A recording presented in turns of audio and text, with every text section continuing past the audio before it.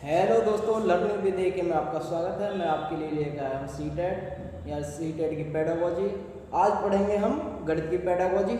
आइए शुरू करते हैं गणित की पेडागोजी एक क्वेश्चन से।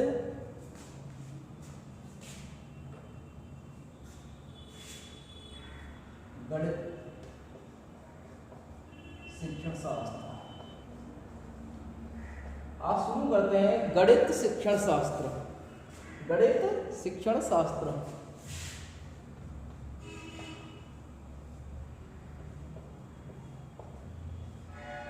गणित शिक्षण शास्त्र। गणित कैसी होती है, गणित का क्रियाकलाप क्या कैसा होता है। गणित तार्किक होती है। गणित तार्किक होती है। तार्किक। गणित रचनात्मक होती है।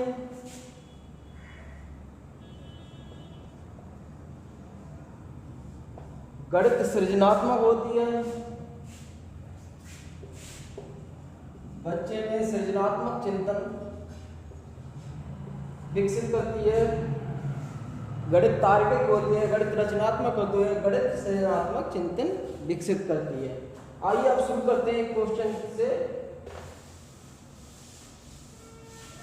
मेन पॉइंट है गणित तार्किक होती है। तार्किक ज्ञान है गणित का, और निगमन आगमन विधि से सीखी जाती है। सबसे इंपॉर्टेंट विधि है निगमन आगमन विधि। क्वेश्चन है,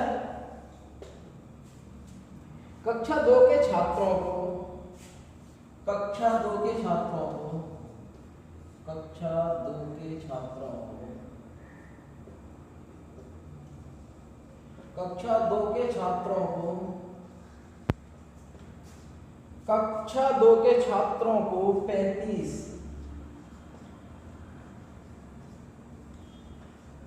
कक्षा 2 के छात्रों को 35 लिखने के लिए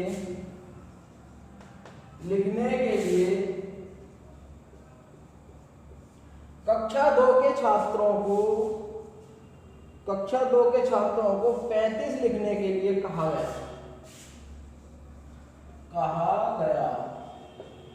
कक्षा 2 के छात्रों को 35 लिखने के लिए कहा गया। तो कुछ ने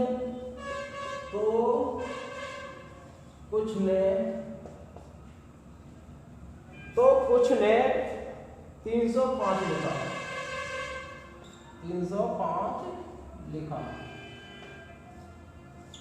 305 लिखा। अध्यापक के रूप में अध्यापक के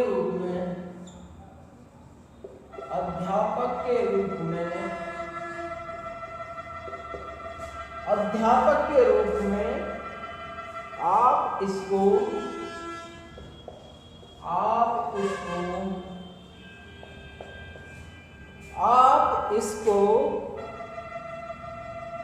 कैसे संबोधित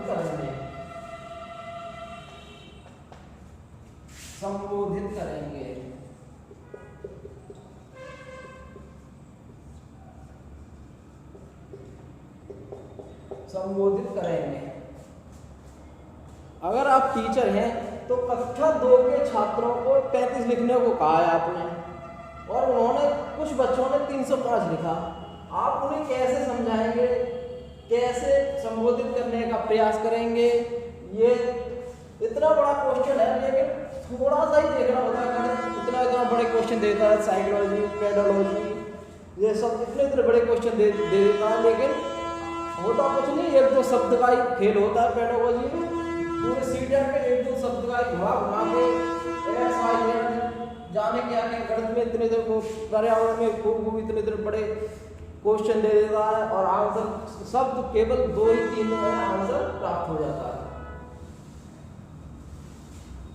अब इनके ऑप्शन है,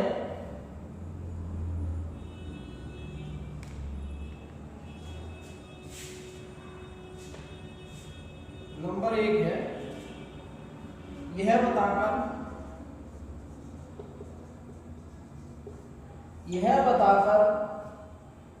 कि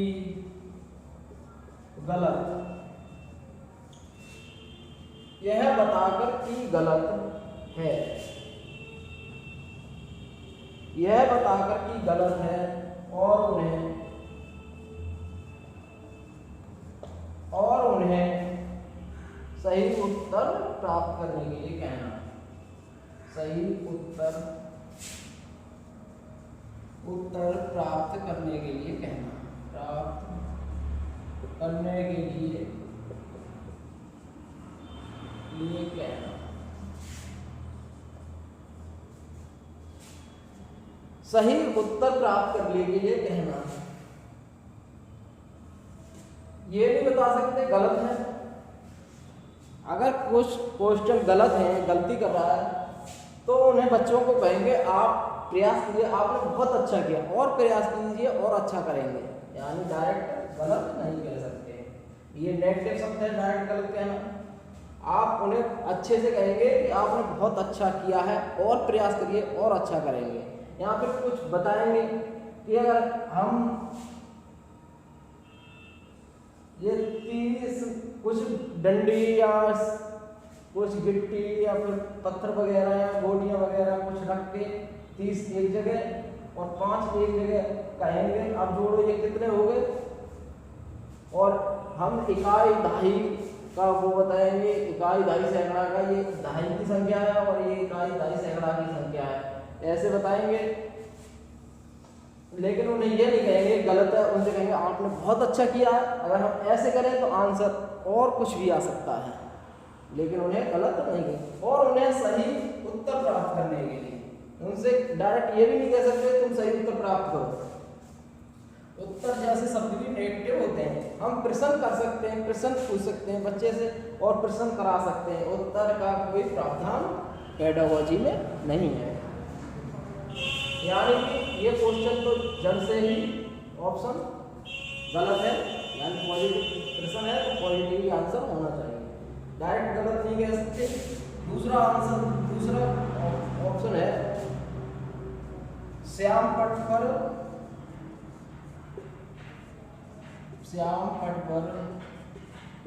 सही उत्तर लिखकर सही उत्तर लिखकर बताना।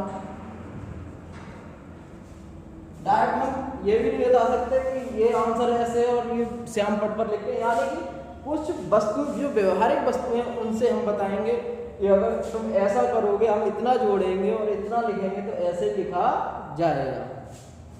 डायरेक्ट श्याम पट भी नहीं समझा सकते, वो भी कक्षा 2 के बच्चे। नेगेटिव पॉजिटिव से होगा और एक ये प्याजे से भी आंसर होगा। मनोवैज्ञानिक है साइकोलॉजी के प्याजे, उससे भी आंसर होगा यार। कक्षा 2 इतना इंपॉर्टेंट ध्यान रखना, कक्षा 2 लिखने के लिए कहा गया, कुछ और लिख दिया, उसे आप कैसे समझाएंगे ये याद रखना। कक्षा 2 ऐसे क्वेश्चन आ जाए तो प्याजे से आप इसे हल कर सकते हैं, कोई इनमें डिफॉल्ट नहीं होगा, बिल्कुल प्याजे।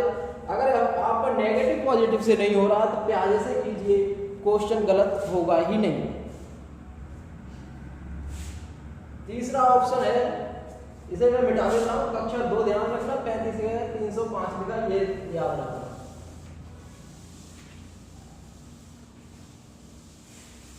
अगला ऑप्शन है, उनको अपनी कॉपी में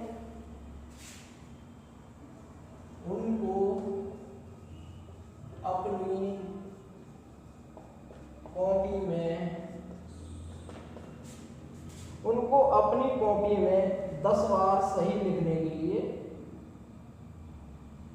देना। अपनी कॉपी में 10 बार लिखने को कहना, लिखने को देना।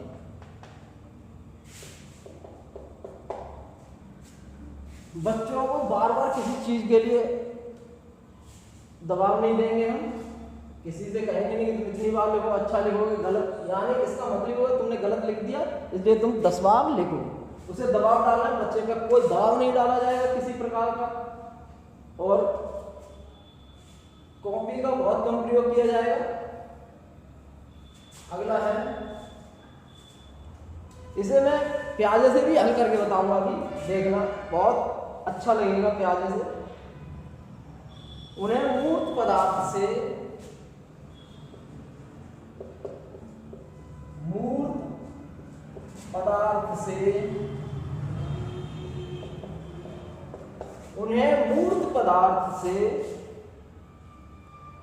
विनियम यानी परिचय कराना, विनियम नियम समझाता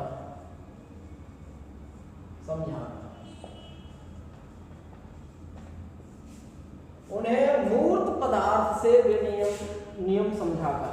नियम एक तरह से होता तो नेगेटिव है, लेकिन नियम समझा रहा है। इसका क्या नियम है, यानी इकाई, ढाई, सैकड़ा। वो ढाई का था और तुमने सैकड़ा का बना दिया, यानी 0 पहले लिख दिया। ये सब नियम ही है, लेकिन समझा रहा है। समझा नियम, ये बता, नियम समझा कर। डायरेक्ट बताना, नियम बताना गलत हो जाएगा, नियम दिखाना गलत हो जाएगा। समझा कर गणित में ये वर्ड है मूर्त, यानी जो सामने चीजें हैं, जैसे घरेलू वस्तुएं, व्यवहारिक वस्तुएं। मूर्त यानी साक्षात, प्रत्यक्ष रूप से पदार्थ से, किसी पदार्थ को लेकर प्रत्यक्ष रूप से उनके नियम समझाकर बता रहा है।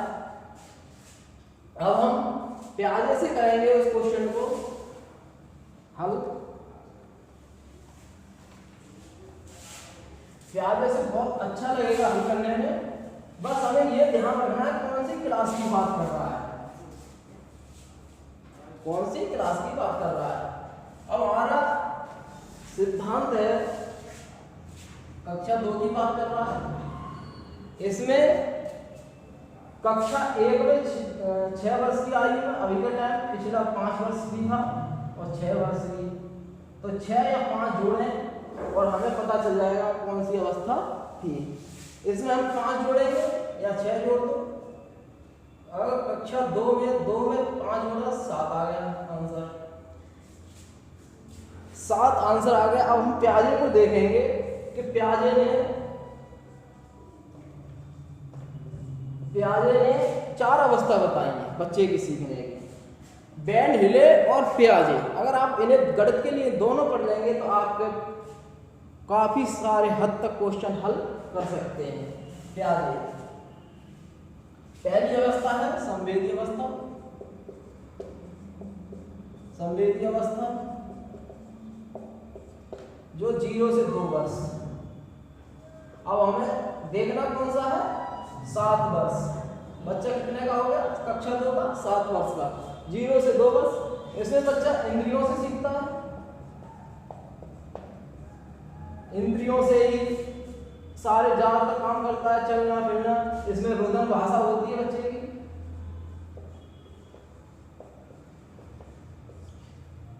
रुदन भाषा होती है, चिन्ह संकेत समझने लगता है, समझना शुरू हो जाता है। अगली अवस्था है, किसी दिन प्याजे को विस्तार से पढ़ाऊंगा, शायद कल ही पढ़ा सकता हूँ विस्तार से। बहुत बड़ा चैप्टर है, शायद 2 दिन में खत्म हो प्याजे का। पूर्व प्राक संक्रियात्मक अवस्था। संक्रियात्मक अवस्था यह है 2 से 7 वर्ष। 2 से 7 वर्ष, 2 से 7 वर्ष है।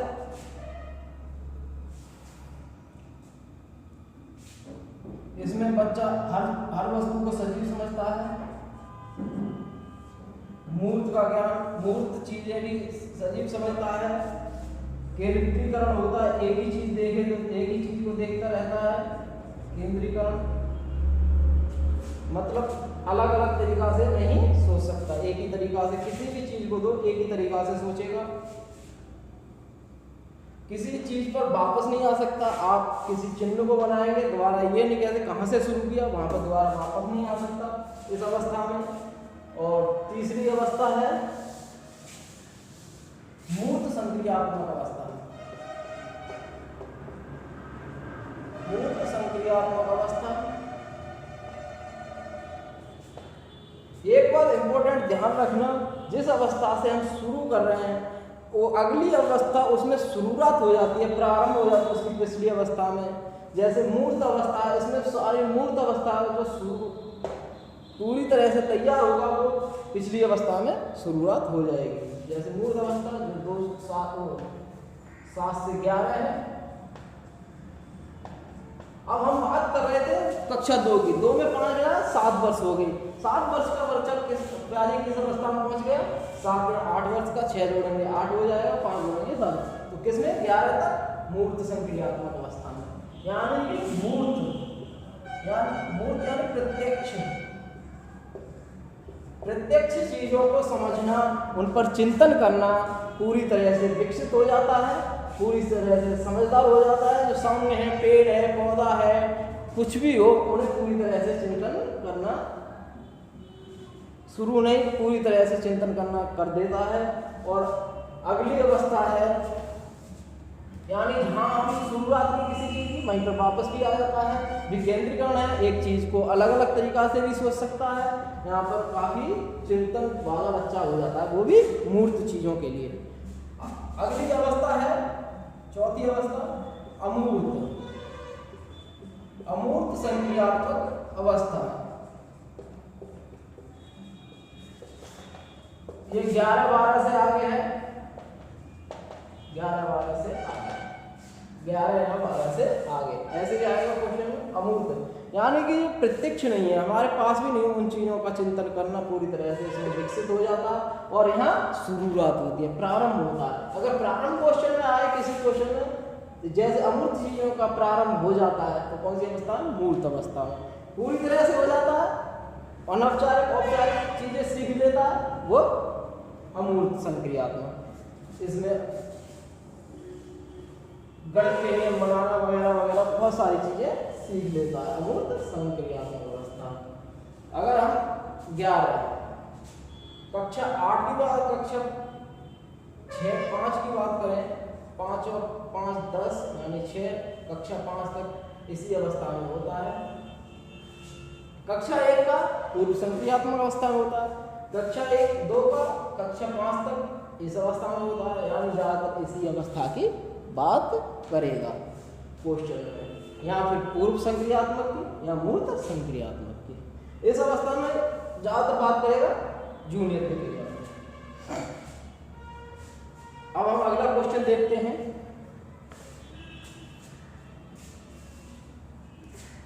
यानी आंसर हल हो गया, यानी मूर्त जो क्वेश्चन था उन्हें मूर्त पदार्थ की नियम समझाकर, तो मतलब सीधा सीधा है, हम प्याजे से पूरी तरह से कर सकते हैं, क्वेश्चन गलत नहीं होगा। अगर उम्र दी है, बच्चे की कक्षा दी है या उम्र दी है, तो हम प्याजे को ही देखें।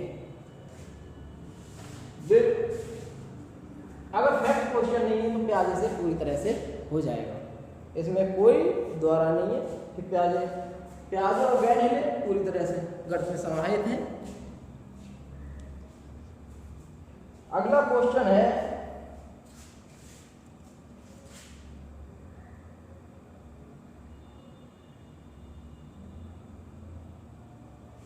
मानकों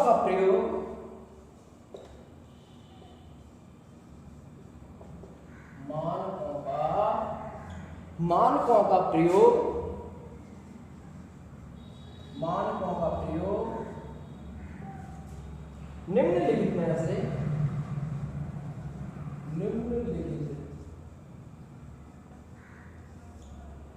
सीटेट के क्वेश्चन पूरा पैराग्राफ दे देता है, बड़ा सा क्वेश्चन बहुत बड़े होते हैं, आंसर शॉर्ट में ही निकल आते हैं, 1-2 शब्द में ही पूरे आंसर छिपे होते हैं सीटेट के।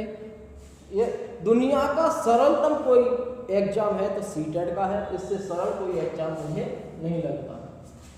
मानकों का प्रयोग निम्नलिखित में से, टेट यूपीटेट रेट वगैरह में हमें रटना पड़ता है कि ये वो अगड़म झगड़म, लेकिन इसमें ये ओनली चिंतन करते रहो, आंसर अपने आप हो जाएगा।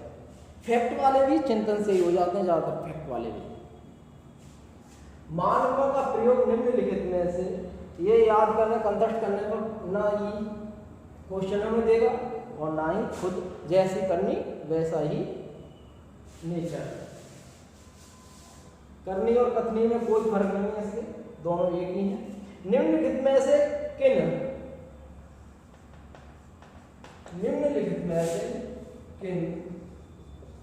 मानकों का प्रयोग निम्नलिखित में से किन अवधारणाओं को समझाने के लिए किया जाता है?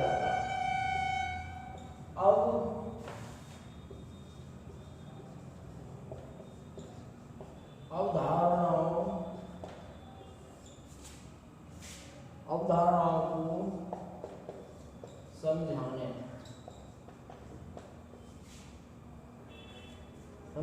के लिए किया जा सकता है।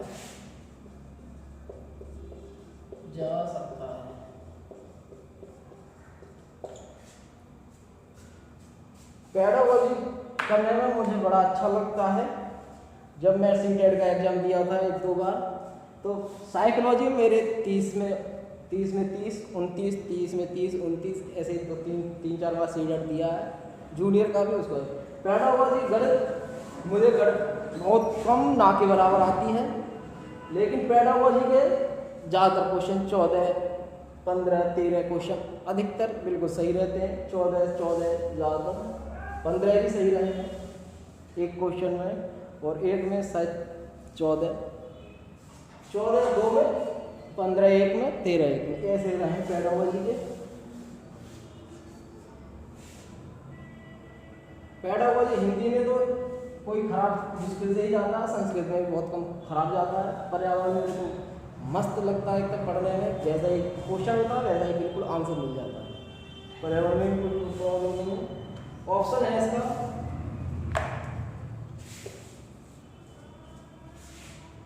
संख्याबोध,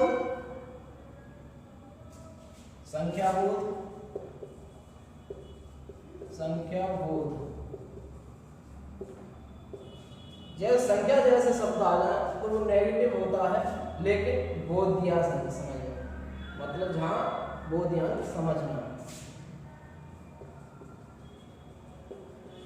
अगर ऐसा शब्द आ जाए तो ये आंसर पॉजिटिव हो जाता है। आगे का देखना, पहले तो ये गलत है, आगे बिल्कुल सही है। अंक आ जाए, संख्या आ जाए, ऐसे सब नेगेटिव है, लेकिन अंक समझना अच्छी बात है, समझाना अच्छी बात है। दूसरा ऑप्शन है वो, इसी में दूसरा है भिन्न। किसी चैप्टर का नाम आ जाए बिल्कुल नेगेटिव होता है, उसके अवसर दिए जा सकते हैं, लेकिन डायरेक्ट नहीं पढ़ाया जा सकता, यानी नेगेटिव भी। ये पॉजिटिव हो गया बोध से, ये नेगेटिव हो गया। अगला है प्रतिरूप। किसी चैप्टर का प्रतिरूप बना के किसी वस्तु से, अपनी व्यवहारिक वस्तु से, तो ये पॉजिटिव है, पढ़ा सकते हैं। यानी इसमें एक नेगेटिव है, और देखते हैं। ऐसे भी करने चाहिए कितने शब्द कौन से पॉजिटिव आ रहे हैं, कौन से नेगेटिव आ रहे हैं, ये भी देखना चाहिए, तब आंसर बिल्कुल और अच्छा होगा। चाहे साइकोलॉजी हो, पर्यावरण हो, हिंदी हो। अगला ऑप्शन है भिन्न। किसी चैप्टर का नाम आ गणित, भिन्न। स्थानीय मान बहुत ही ज़्यादा पॉजिटिव शब्द है। स्थानीय मान से हम समझाएंगे, बच्चा अच्छे से समझेगा। स्थानीय मान किसी और व्यवहारिक चीज़ से स्थानीय मान समझाएं तो और अच्छा लगेगा। अगला ऑप्शन है आयतन। किसी चैप्टर का, इसमें 2 नेगेटिव हो गए, भिन्न और आयतन। तीसरा ऑप्शन है संख्याबोध।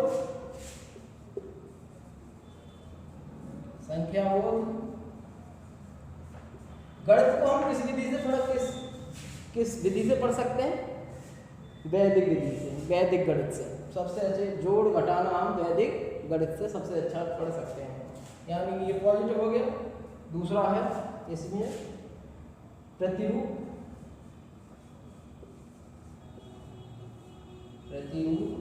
ये भी 2 पॉजिटिव हो गए लगातार। आयतन नेगेटिव। इसमें 2 यानी कि इसमें 1, इसमें 1, इनमें 2 में 1 नेगेटिव, और इसमें 2 नेगेटिव। ये तो होगा ही नहीं इसका मतलब। इनमें और चौथा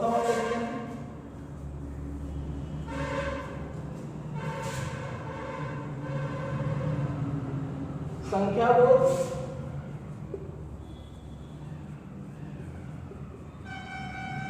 संख्या बोध यानी एक सही। दूसरा है चौपड़, चौपड़ यानी टाइम वगैरह, यानी कि जो व्यवहारिक वस्तु में ही आता है चौपड़, तो ये सही, ये सही हो गया। अगला है स्थानीय मान, स्थानीय मान,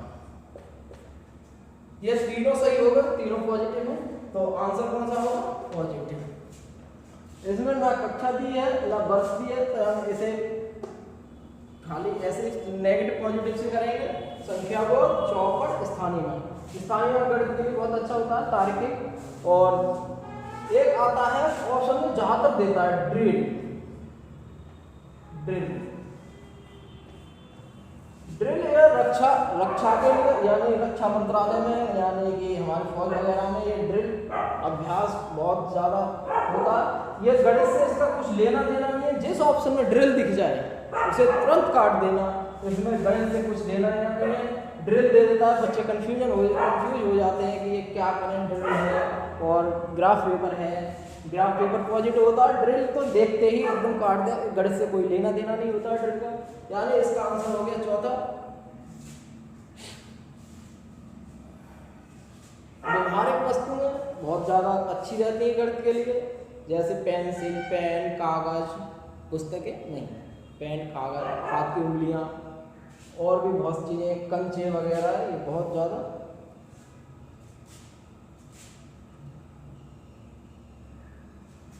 बिंदु शीट, ग्रीड पेपर, एक आता है ग्रीड, एक आता है ड्रिल, इनमें कंफ्यूज हो जाते हैं। ड्रिल तो बिल्कुल काट देना, ग्रीड पेपर बहुत अच्छा है गणित प्रणाली जोड़ घटा सीखने के लिए, ग्राफ पेपर बहुत अच्छा है, आलेख पेपर, डॉट पेपर, बिंदु शीट, ये सब दंड आलेख, ये सब बहुत अच्छे हैं सीखने के लिए। हमें ओनली ड्रिल से सावधान रहना है, ड्रिल नहीं लगाना है। अगला क्वेश्चन है, अगला क्वेश्चन है, बहुत अच्छा क्वेश्चन है।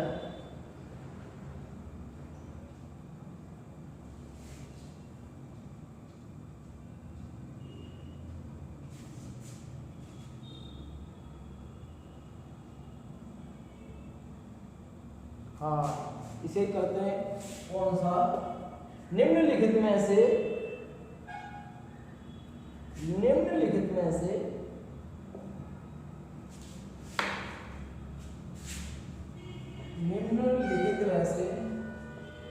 क्वेश्चन और भी है, लेकिन टाइम नहीं है, एक क्वेश्चन पढ़ेंगे। निम्नलिखित में से कौन सा, निम्नलिखित में से कौन सा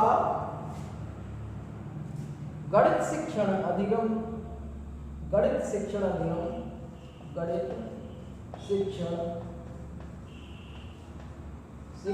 अधिगम,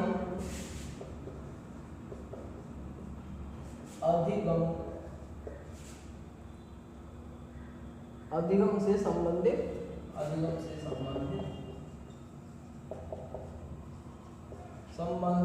पागम नहीं है। गणित शिक्षण अधिगम, गणित के सीखने से संबंधित उपागम नहीं है। हम इम्पोर्टेंट यहाँ पर जरूर देखा करें कि नहीं दे रहा है या दे रहा है या नहीं दे रहा है। ऑप्शन है परियोजना,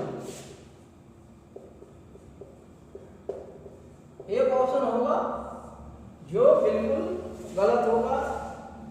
हम जब गणित शुरू करेंगे, किसी भी विषय को करेंगे, शुरुआत करेंगे तो परियोजना बनाना अनिवार्य है। परियोजना, बिना परियोजना बनाए बच्चे को सिखा नहीं सकते। पहले दिन देखेंगे ध्यानपूर्वक बच्चे ने कौन सा, किस विषय में, कौन सा, किस चैप्टर में, कौन सा, किस स्थिति में कितनी बुद्धि लगी है, उसी हिसाब से सारे बच्चे की परियोजना बनाई जाएगी। यानी कि ये इम्पोर्टेंट है, सही आंसर है। दूसरा है प्रश्नोत्तरी, ये भी बहुत जरूरी है। प्रश्नोत्तरी बच्चे से बहुत जरूरी है करना, तो ये भी आंसर सही है। तीसरा है दैनिक विवरण, दैनिक विवरण। बच्चे से अपना आपस में बातचीत करेंगे, दैनिक विवरण देंगे, क्या क्या सीखा, क्या क्या किया, क्या क्या देखा। ये बहुत ही इंपॉर्टेंट है, बिल्कुल सही है, बिल्कुल सही है। चौथा है ड्रिल और अभ्यास।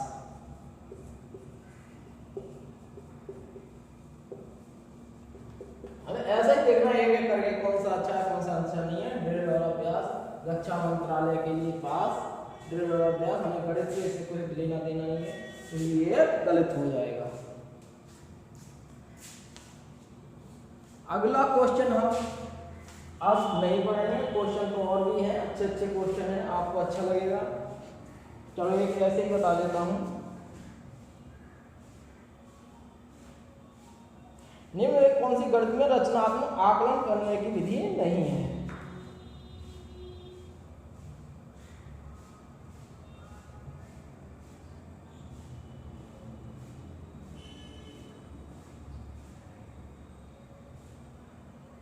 आगमन निगमन विधि, समस्या समाधान करना, संश्लेषण विश्लेषण और सत्र के अंत में परीक्षा।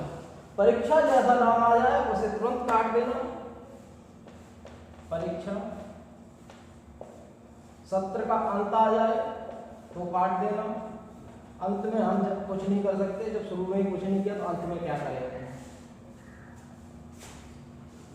हमारे जो सत्र के अंत में परीक्षाएं होती हैं वो हमारे शिक्षा पद्धति में है नहीं, ओनली ऊपरी हवाई है। चलो आज के लिए इतना ही। और गुन्नौर वाले जिसे पढ़ना हो सीटेट वो आके गुन्नौर चौराहे आर्य मिष्ठान भंडार पर संपर्क कर सकता है और इस नंबर पर संपर्क कर सकता है 9759853310। अगर डायरेक्ट सीटेट पढ़ना है, कुछ पढ़ना है तो आकर से संपर्क आर्य मिष्ठान भंडार पर संपर्क कर सकता है गुन्नौर चौराहे पर। ओके, धन्यवाद। आज के लिए इतना ही।